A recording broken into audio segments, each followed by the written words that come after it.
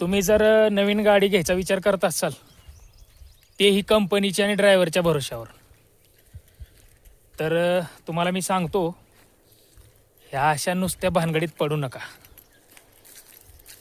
वाट लागली आहे वाट.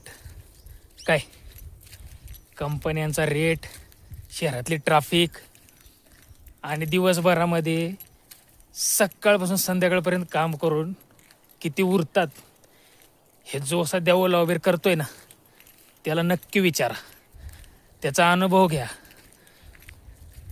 जेवायला नाही भेटत टायमावर, झोप तर सोडून द्या. काय विचार करा गाड्या घेण्याच्या अगोदर. कंपनीच्या भरोश्यावर काहीच करू नका.